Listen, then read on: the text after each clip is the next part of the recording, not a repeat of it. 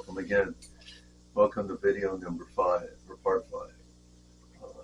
This is, well, let's call it a controversial video. Alright, so, because some people are not going to like some of the things I say inside the video, and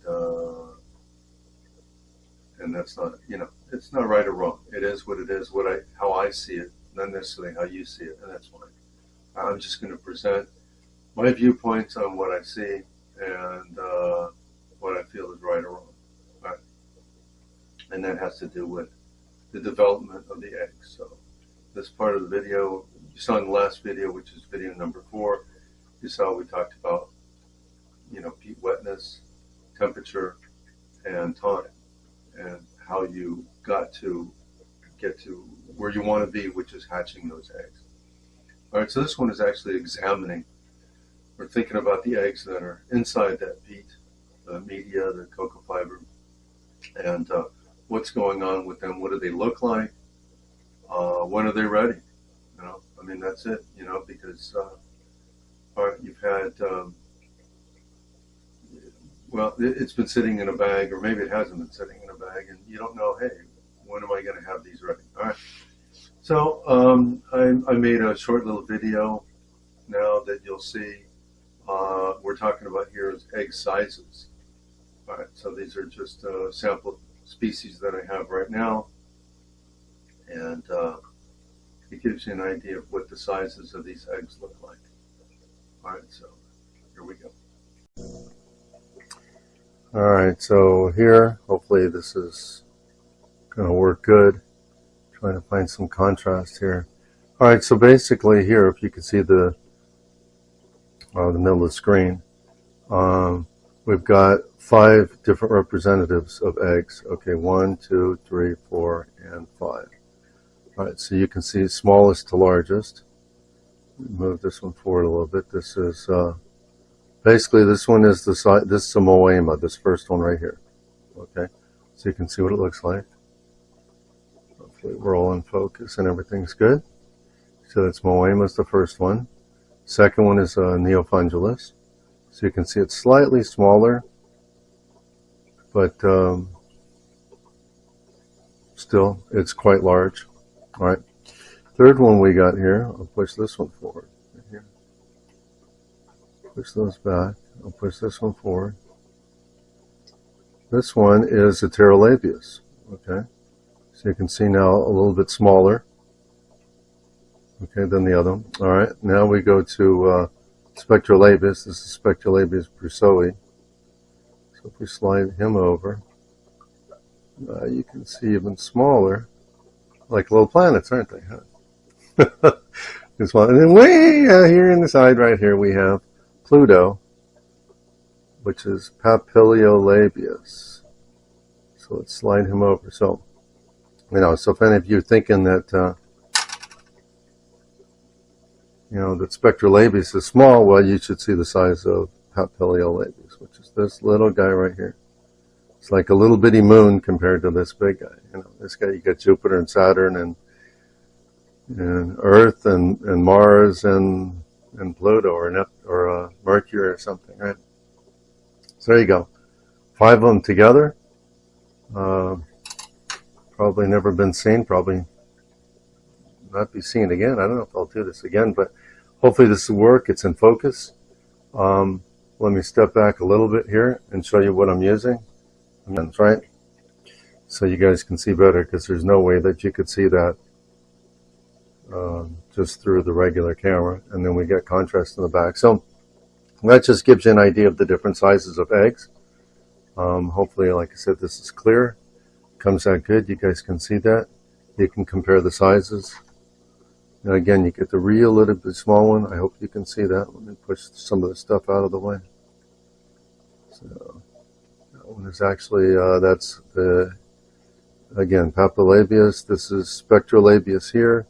Papiliolabius here. Spectrolabius here. Let me maybe do it with a point there. Papiliolabius, Spectrolabius. This is Pterolabius. This is Moema. This is Neofundulus, and then this one, the bigger here one here is Moema. There you go. All right. I hope you enjoy that. Bye. All right. I hope you enjoyed that little video. I did. I thought it was quite informative. I'm sorry, my hand was shaking a little bit. That's because I was trying to focus on the eggs themselves and didn't realize that my hand was moving so much. I guess I should have set it on a little something that steadied it. But after I did other takes of the video, I found I like that one to be the best. So I'm going to let that one go. And so hopefully you saw the bigger eggs from the Moema all the way down to the Papilolabius, which was super small. And of course, there's one from Brazil called Plesiolebius, and its eggs, their eggs, are basically the same as Papilolabius, which are super small. So now that we saw what the size of the eggs look like, right? The next part is how do we know, well, if they're ready? Okay. So I made another video showing what good eggs look like that are inside the egg. It was done with a microscope and a video camera, and it shows you what the eggs look like. Now, the eggs, to have a good egg, is you're going to have to see that there is a gold ring around the eye, and this shows up really well. If the ring is not complete around the eye, then probably they're not developed. But once there is a gold ring around the eye and you can see it, if you can see it, they're ready to go. Of course, you can use a microscope, but I think simpler things. I mean, over time, I've used a couple things to look at them, and one, if I can show you here, this is. Both of these have to do with camera stuff I used to do. Cameras in dark rooms. So this is a little something. Actually, this is not from a camera. Now I think about it. This was, I got this at it's for gold inspection, of gold nuggets, gold nugget inspection. So again, it's just a little magnifier, and it will fold up. And it has like a little bitty space underneath on the bottom. So I'll just set it on top of a flat surface, and then it's the right height to magnify the eggs that are there. Of course, some of them can be really small and you can't see anything. The other one is, this is a loop, L-U-P-E, AGFA, which is a company that maybe they still do make film for cameras. Of course, everything is digital now. But, and this one, again, when you set it on top of where the eggs are, you can it's the correct focus length for seeing what the eggs are. If you don't have any of those, I mean, you could use a simple magnifying glass, or you can go out and buy something like this on wherever store, where it will be. I'm not going to say where, but now this is this is so old. You can see it's still using incandescent bulbs. Now there's newer ones of these that have LED lights, and this is a magnifier, right? Used to look at things. What is the magnification of this? I have no idea. I don't know. It's probably 3 or 5x. Right? These other ones that I have, this is like 8x. I think the little gold one I believe was 10x. And the little AGFA loop, I can see right on top, is 8x. Right? So, but this is only like 3 to 5. So this is much weaker, but at least you can see them. I mean, amazingly enough, I used to be able to see eggs with the unaided eye. Of course, now I've been doing this I've been doing annuals, amazingly enough, for 40 years.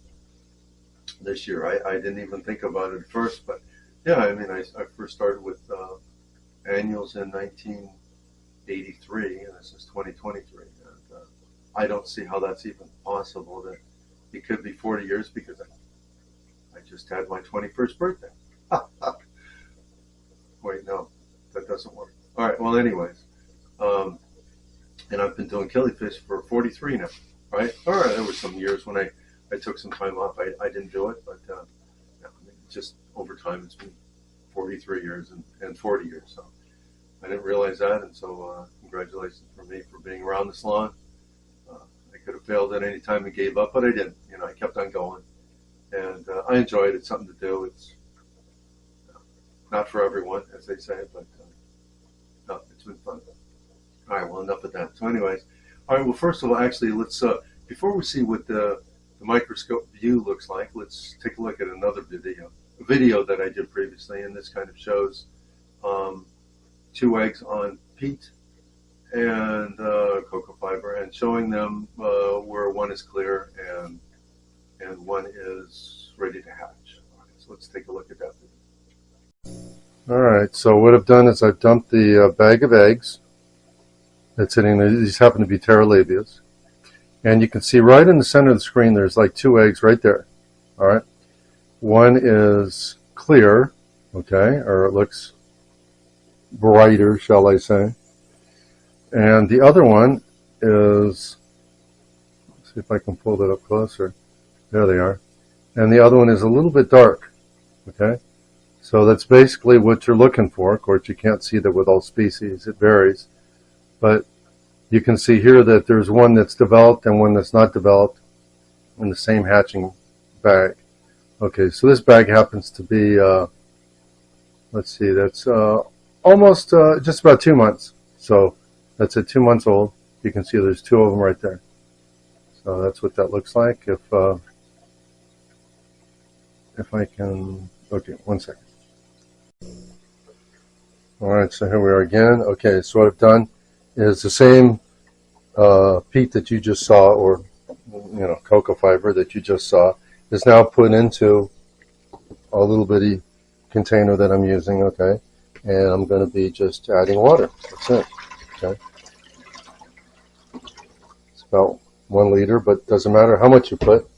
Just put it so that it covers the eggs. That's it. Okay, so now we just let it sit, and we come back next time and we'll see the babies. All right. All right. Hopefully that video turned out okay. That you can see it okay. And it was slightly out of focus. I didn't realize it was out of focus for part of it, and kind of sorry about that. But you get the idea. We're not trying to be perfect. This is not a professional video shoot. This is just me shooting stuff. Maybe I'll do some better ones later, and you get to see other ones, but it just gives you an idea of where we're at there. So you can see the one is clear, and so it's a hatch. Now that was like 2 months old, right? So that was Terralabias, and some were ready and some weren't ready. You can see again, referring back to video 4, even though you've established the correct parameters or parameters that you felt were good, doesn't always mean that they're going to cooperate. And that's the thing with eggs. And that's how they survive in the wild, right? Get on my soapbox here and talk about this, right? Because there's times when it rains and then it just stops. And there's other times when it rains and it fills up with water. So if it was to rain and stop, right, some fishes will hatch out and then it dries up again and those fishes die. If that was the only fishes that there were, or eggs, let's say, that's the only ones that were there, then they would never have lasted for millions of years. That's why you're going to get some that are ready to go and some that are not ready to go. That's why I'm saying hatching out at 1 month, 2 months, 3 months. Don't just say, I'm going to hatch them all out at 3 months, because there are varying times of when they develop, right? And you're going to miss out on those, right? And if you do keep it drier, right, and cooler, let's say temperatures, and drier, well, you're going to look at 6 months, let's say, right? But there are going to be some that are ready at 3 months, right? And you're going to miss out on those, right? Because in the wild, they don't just all hatch out at the same time. If there was a disaster, natural disaster, and everything dried up, they'd be gone. They would have been gone a long time ago. And so, if you look at, let's say, evolutionary history, the ones that were not able to hatch out and survive are gone, long gone. but the ones that have been able to adapt are the ones that have been able to survive.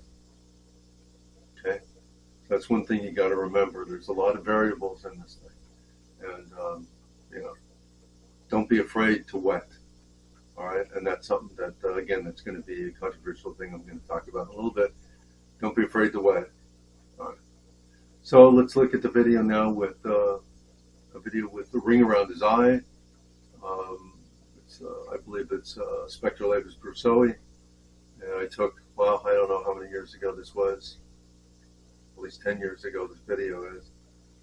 No, maybe 8. I don't know. Who cares? Doesn't matter. 8, 10 years ago. So you'll see what the eggs look like inside the egg, what the fishes look, what the fry look like inside the egg, and you can see the ring around the eye, the heart beating, and all that good stuff. So, all right, let's enjoy that video.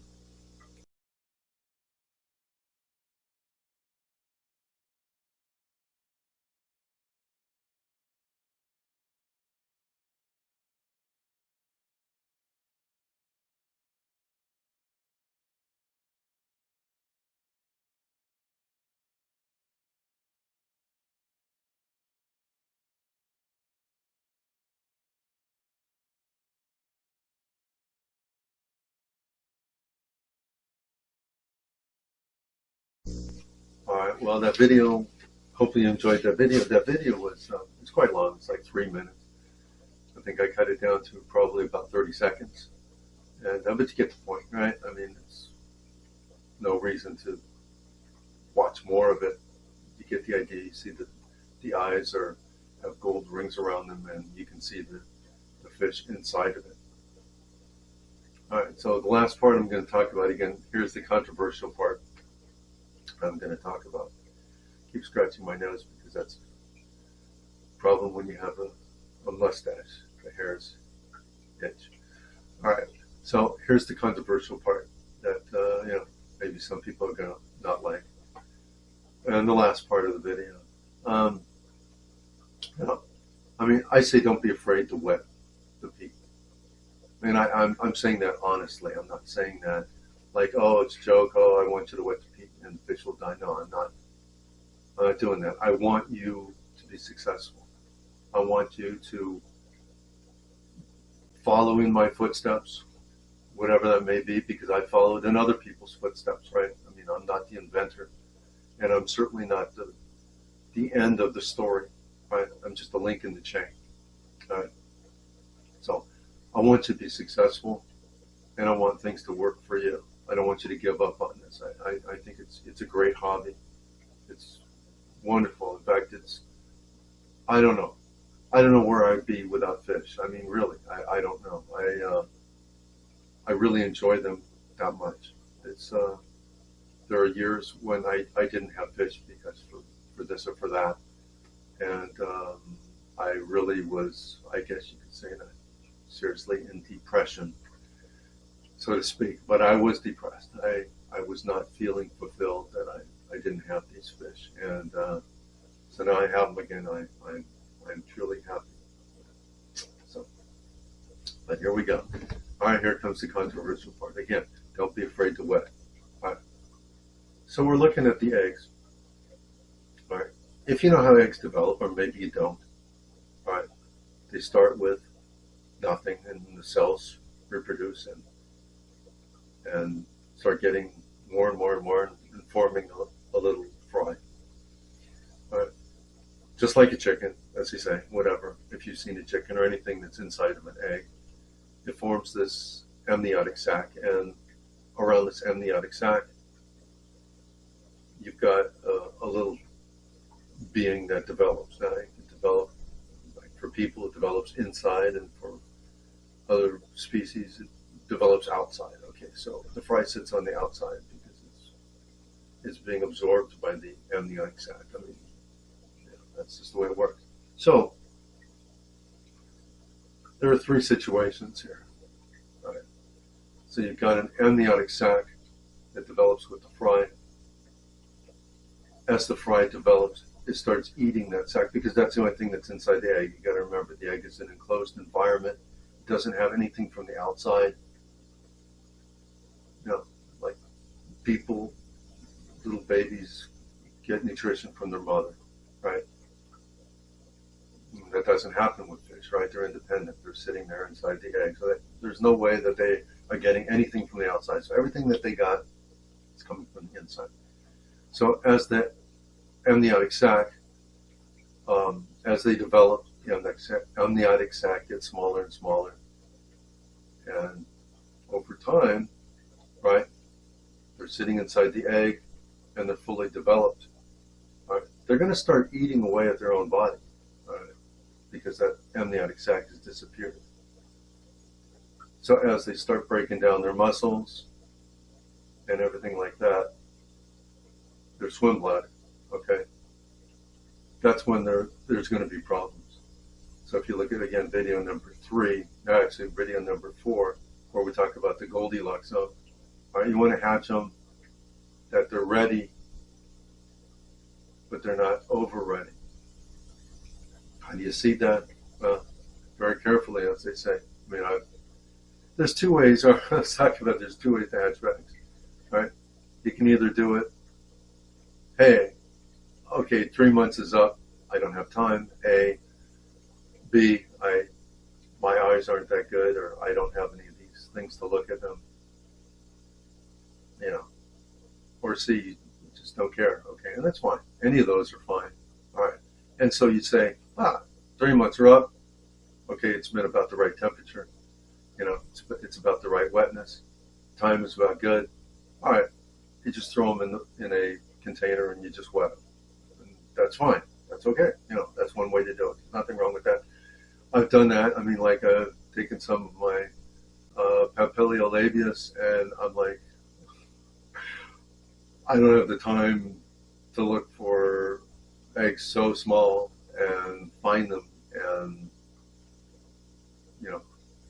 see if they're developed. I just don't have that time. So it's just like, okay, looks good. Just throw it in the container, fill it with water, and maybe something will hatch. And, that's it. That's it. You just try to just let it go, right? As they say, just let the chips or the dice fall where they may, and whatever happens, happens. And if they aren't ready, they aren't going to hatch. Don't be afraid. They are not going to hatch. I guarantee that after 40 years, I'll guarantee that if they're not ready, they're not going to hatch. All right? And I've actually seen scenarios, I don't have any, although maybe I will make a video in the future if I find one, where the fish has actually died inside the egg. I've seen that, where it's just overdeveloped and it just has died. And so you'll see its eye, but the heart won't be beating. It'll just be sitting there, and it's not going to hatch out. It's dead. I mean, it's unfortunate, but that does happen. All right, so let's look at 3 potential scenarios. Now, the first one that we've got here is where you see the fish is on the outside and you see the amniotic sac. Okay, I've never seen this happen with annuals. I've just never seen this happen. So the scenario is 0. You're not going to see this. All right. When I used to do Aphyosemians, which was over 40 years ago, because I don't do Aphyosemians anymore. Well, let's say non-annual fishes. I did some rivulas. Yeah, okay, I'm lying. All right, I have done rivulas within the last 40 years, and I have seen this with rivulas as well as Aphyosemians from Africa. All right, and where the egg just kind of like dissolved around the fish, around the fry, and you're left with a fish kind of like that. Did they survive? I think they did. I don't remember. It's been a long time. They didn't do so well. Okay, they just didn't do so well. But I think they did survive. But it's not a great scenario. All right. Number 2 is I get check on that one. That's where the fry, where you see there'll be just a little bit of amniotic sac, right? Not so much, but a little bit. How do you see that inside of an egg? You don't. You know, I've never seen inside of an egg. And I don't know. That's why I'm looking for the gold ring. When the gold ring around the eye is complete, that tells me that they're ready to go. If you miss that by 1 or 2 weeks, okay, well, you know, that happens, right? That's it. But if you go too long, or you know the variables aren't correct, you're going to get number C. Okay, where they've already started eating the amniotic sac. All right, they start eating the swim bladder, and it's not working out. That's what you're going to get. Belly sliders. Okay, belly slider means that when they hatch out, they just sit on the bottom. They kind of just float up, but then they go to the bottom again. They kind of come up and they go to the bottom, right? Does that happen to me? Yeah, it happens to me. It happens to me. Wow, I got some sitting in tanks up here. All right, you can throw them away or keep them. I just keep them because it kind of is, what's the word, ditherfish, something like that. It kind of distracts other ones. They can pick on those guys instead of picking on other ones. It's kind of mean, but those fishes won't develop, and they won't ever make it. They don't make it, you know. And I can guarantee that again. Over 40 years, they're not going to survive. So the best thing to do is, if you got bigger fish or something like that, you can just scoop those out or use a baster, you know, it's a baster, and squeeze them out of there, and then just feed them to other fish. It's mean, but it's not mean. I mean, because they're not going to survive. You're wasting food, you're wasting time, you're wasting energy on the fishes that are belly sliders. And it's sad, but that's the way it is. All right. Again, that's the controversial part, because I've heard people say, well, if you hatch early, you're going to get belly sliders. And I'm going to say point blank, I don't see how that can happen. I just don't see how a belly slider can be because you hatched early, right? You may disagree with that. Okay, that's fine. That's fine. I'm just telling you the way that I see it. And the way I see it is, and I see it all the time, they're wasted away already. Okay, they've been wasting away in the egg, and they hatch out late, and they've already started to pre-digest themselves, so to speak, because they don't have any more food. All right, and they're breaking down their own body. All right. All right. If you want to believe otherwise, that's okay. I'm not going to fight with anybody. But that's what you believe. That belly sliders are because they hatch out early. That's okay.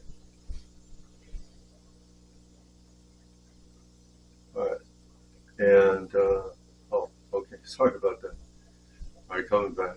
And it's just telling me it's low battery. So anyways, and that's it. Well, we'll wrap up the video with that. You know, I wish you success. And hopefully I see you in the future with good fry. And again, don't be afraid to hatch early. All right? It won't hurt. They're not going to hatch out if it's too early. It's just not going to happen. And good luck with everything. All right, bye. All right, I left that last video, and I told you about belly sliders. And I just want you to see some belly sliders in action inside the tank. So you see the one that's in the very foreground, the one in the front. That's a good one. And you can see the one in the middle. That's a belly slider. Let's see if I can. And then you got one in the back that's kind of just floating up there. That's a good one. Oh, okay. So if you see what the belly slider is doing, see how they just jump on the bottom? All right, that's what I'm talking about, belly sliders. Okay, they kind of just float up. Let me see if I can shake this a little bit. See if they jump.